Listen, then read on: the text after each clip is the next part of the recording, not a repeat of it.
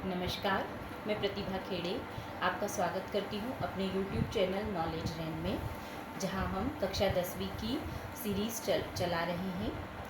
यदि आपको मेरे वीडियो पसंद आ रहे हैं तो कृपया चैनल को सब्सक्राइब करें, वीडियो को लाइक करें और शेयर करें। आज हम हल कर रहे हैं प्रश्नावली 2.2। इसका प्रश्न नंबर 1, निम्न द्विघात बहुपदों के शून्य ज्ञात कीजिए और शून्य को तथा गुणांकों के बीच के संबंध की सत्यता की जांच कीजिए। सबसे पहले हमें पता होना चाहिए द्विघात बहुपद क्या होते हैं। जिनमें एक से ज़्यादा पद हों वो बहुपद होते हैं, और जिसकी घात 2 हो, जिसमें सबसे बड़ी घात चर संख्या की 2 हो, उसे द्विघात बहुपद कहते हैं। ठीक है, अब यहाँ पर हम देखें जैसे कि इसमें दो चीज़ें हमको निकालनी है, शून्यक निकालना है और उसकी सत्यता की जांच भी करनी है। अब जैसे ये हमारे पास x² - 2x - 8 ये एक द्विघात समीकरण है। इसमें जो x² का गुणांक रहता है उसे a के बराबर लिखा जाता है, x के गुणांक को b के बराबर लिखा जाता है, और जो अचर पद होता है उसको c के बराबर लिखा जाता है। यहाँ हम चिन्ह सहित लिखेंगे, जैसे यहाँ ऋण 2, यहाँ ऋण 8। इनका जो मूलों का योगफल होता है वो x अल्फा धन बीटा बराबर ऋण b बटे a होता है। ये एक फॉर्मूला है, सूत्र है, इसको हमको याद करना पड़ेगा। अल्फा और बीटा का गुणा c बटे a के बराबर होता है। ये दो सूत्र हमको याद रखना पड़ेगा यहाँ पर। अब इस प्रश्न को हम हल करते हैं। x² ऋण 2x ऋण 8। यहाँ पर x का गुणांक क्या है, कुछ नहीं है, तो हम 1 लिख देते हैं। 1 और 8 का गुणा कितना हो जाएगा, ऋण 8। हमें ऐसी दो संख्याएं ढूंढना है जिनका गुणा करने पर ऋण 8 आए और जिन्हें जोड़ने और घटाने पर हमको 2 मिले। तो ऐसी दो संख्याएं क्या हो सकती है, 2 दूनी नहीं 8 चाहिए हमें, 4 दूनी 8, और 4 में से हम 2 को घटाएंगे तो हमको क्या मिल जाएगा, 2 मिल जाएगा। 4 में से हम जब 2 को घटाएंगे तो 2 मिलेगा, और 4 और 2 का गुणा 8 हो जाएगा। अब यहाँ पर हम इसे जमाएंगे, x की घात 2 ऋण 4x धन 2x ऋण 8। यहाँ पर ये चूँकि ऋण है यहाँ पर, इसलिए हम बड़ी संख्या के आगे ऋण लगा रहे हैं। अब 2 की जोड़ी बना लेंगे। 2 की जोड़ी बनाने पर इन दोनों में से क्या कॉमन आ रहा है, हम देख रहे हैं दोनों में x है, तो हम यहाँ x बाहर ले लेंगे। यहाँ आ जाएगा x ऋण 4। इन दोनों में देखें तो 2 के पहाड़े में 8 आता है, इसलिए हम इन दोनों में से 2 बाहर लेंगे, तो अंदर बचेगा x ऋण 2 के पहाड़े में 8 कितनी बार में आता है, 4 बार में। यहाँ पर इन दोनों ब्रैकेट में जो भी हमको संख्या मिल रही है वो सेम मिलनी चाहिए। जैसे यहाँ पर भी x ऋण 4 आ रहा है, यहाँ पर भी x ऋण 4 आ रहा है। यदि ये अलग अलग आता है तो हमारा प्रश्न गलत है, यदि एक जैसा आ रहा है तो सही है। अब हमें एक कोष्टक में x ऋण 4 लिख लेंगे, दूसरे में x धन 2 लिख लेंगे। ठीक है, अब इन दोनों को हम अलग अलग शून्य के बराबर रखेंगे। x ऋण 4 बराबर 0 और x धन 2 बराबर 0। इसको जब हम शून्य के बराबर रखेंगे तो ये 4 इधर जाएगा, तो हमें मिल जाएगा x बराबर 4, और जब इसको हम रखेंगे शून्य के बराबर तो ये 2 जाएगा उस तरफ, जो ऋण में हो जाएगा, हमें मिलेगा x ऋण 2। ये हमारे पास 2 शून्यक आ गए। अब प्रश्न में हमें सत्यता की भी जाँच करनी है। पहले हम इस समीकरण को फिर से लिख लेते हैं, x ऋण 2x ऋण 8। इनमें a बराबर, मैंने यहाँ पर मैं आपको बताया था, a बराबर 1, b बराबर ऋण 2 और c बराबर होता है ऋण 8। अब हम इसकी सत्यता की जांच करेंगे। शून्यकों का योगफल बराबर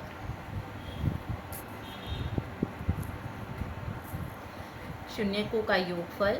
अब यहाँ पर हमारे पास शून्यक मिले हैं 4 और 2, तो 4 धन ऋण 2, और यदि हम ये अल्फा धन बीटा बराबर क्या होता है, ऋण b बटे a, तो 4 और ऋण 2 कितना हो जाए, ये धन और ऋण क्या हो जाएगा, ऋण 4 ऋण 2। यहाँ b की जगह हम क्या रखेंगे, b की जगह हम ऋण 2 रखेंगे, और a की जगह हमको रखना है 1। तो जब हम इनको हल करेंगे तो 4 ऋण 2 बराबर 2 आ गया, ऋण और ऋण धन हो जाएगा, तो ये आ गया 2 बराबर 2। अब हम देखें शून्यकों का गुणनफल। शून्यकों का गुणनफल, तो यहाँ पर हम गुणा करेंगे 4 गुणित ऋण 2 जो है अल्फा बीटा, जिसको जो है c/a के बराबर। तो 4 और 2 का जब गुणा करेंगे तो यहाँ ऋण 8 आएगा, और c की जगह हम देखें तो ऋण 8 और a हमारे पास है 1, तो ये दोनों भी क्या हो गए, बराबर हो गए। इस तरह से ये प्रश्न हल हो गया। प्रश्न नंबर 2, 4s² - 4s + 1। इसमें हम देखें 4s² - 4s + 1, 4 और 1 का गुणा करेंगे तो कितना आ जाएगा, 4 × 1 = 4। अब हमें ऐसी संख्या चाहिए जिसमें गुणा करने पर दो संख्याओं का 4 आए और जिन्हें जोड़ने और घटाने पर, जोड़ने या फिर घटाने पर भी 4 आए। तो यहाँ पर 4 है क्योंकि, इसलिए जोड़ने घटाने पर भी 4 चाहिए। तो हम देखें 2 × 2 = 4 होता है, और यदि हम 2 और 2 को जोड़ते हैं तो भी हमें क्या मिलता है, 4 मिलता है। तो अब इसको जमाएंगे यहाँ पर 4s⁻2 ऋण, इसको लिख सकते हैं हम 2s, दोनों को जोड़ेंगे तो ऋण 4s आ जाएगा, और दोनों का गुणा करेंगे तो कितना आ जाएगा, 4 आ जाएगा। अब 2 2 की जोड़ी बनाएंगे, इसमें से कॉमन लेंगे। यहाँ पर दोनों में क्या कॉमन है, 2 कॉमन है और s कॉमन है, क्योंकि 4 2 के पहाड़े में आता है 2 बार में। s 1 बाहर ले लिया है तो यहाँ 1 s बचेगा, यहाँ पूरा 2s बाहर आ गया है तो यहाँ क्या बचेगा, 1 बचेगा। इन दोनों में कुछ कॉमन नहीं दिख रहा है, इसलिए हम 1 कॉमन ले लेंगे, ऋण 1 कॉमन लिया है तो यहाँ बचेगा 2s, और ये धन ऋण हो जाएगा ऋण 1। ये दोनों कोष्टकों में हमेशा समान संख्या आनी चाहिए। अब हम इसे एक कोष्टक में लिख लेंगे 2s ऋण 1, और दूसरे को हम फिर से एक कोष्टक में लिख लेंगे 2s ऋण 1।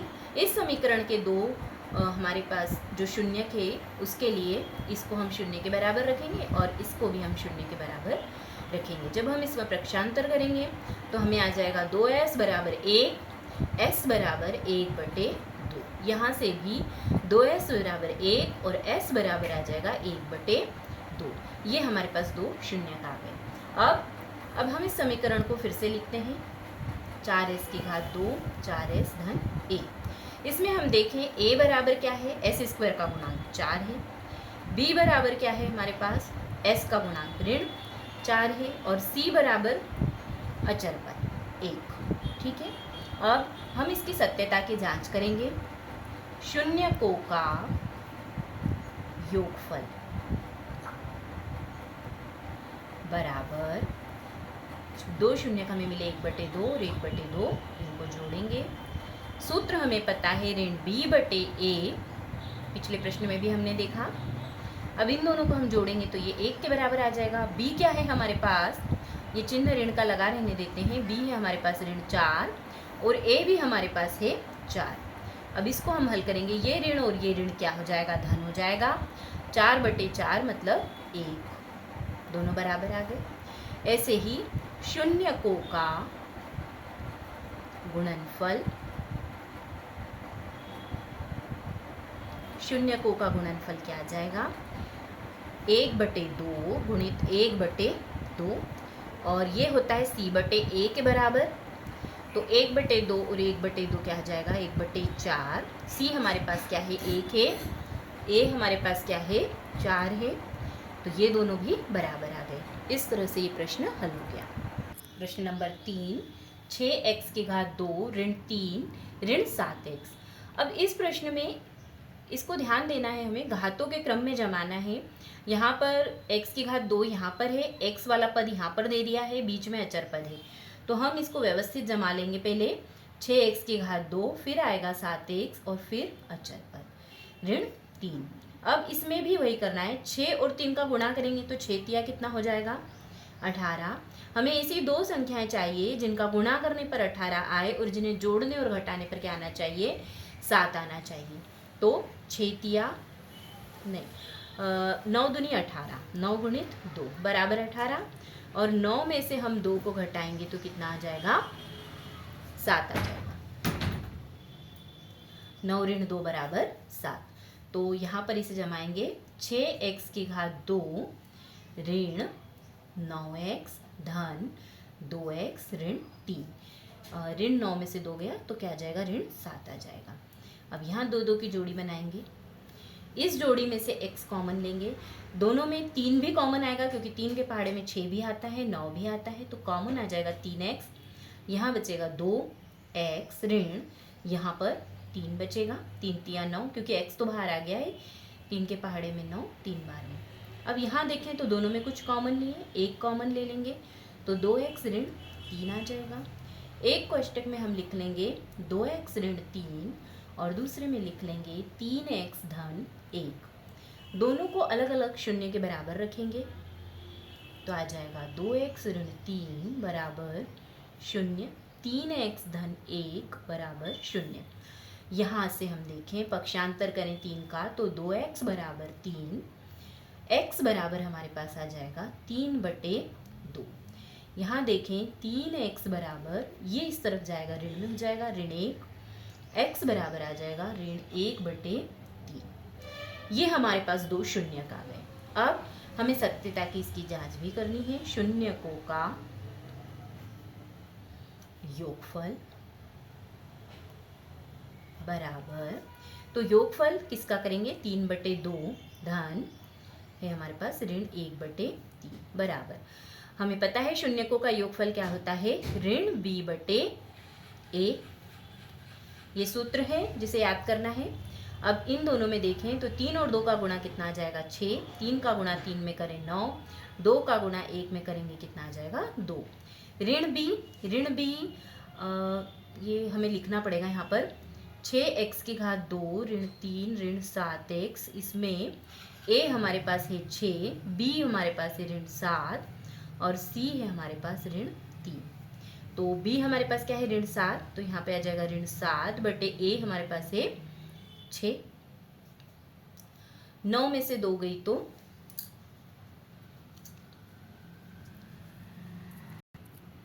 यहाँ पर प्रश्न में पहले से ऋण है इसलिए बाहर इसके एक लगेगा ऋण। तो 9 में से 2 गई 7 ऋण 6, यहाँ पर इस ऋण और ऋण का गुणा होगा तो कितना आ जाएगा 7/6, 7/6, 7/6 दोनों बराबर आ गए। अब शून्यकों का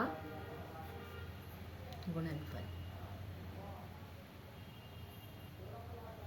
बराबर 3/2 गुणित ऋण 1/3 जो कि बराबर होता है c/a के। तो यहाँ देखें हम दोनों का गुणा करेंगे तो 3 3 दूनी 6, c हमारे पास है ऋण 3 और a हमारे पास है 6, दोनों बराबर आ रहे हैं 3/6 ऋण 3/6, ये दोनों बराबर आ रहे हैं। ये हमारी सत्यता की जांच हो गई। आज के लिए इतना ही, धन्यवाद।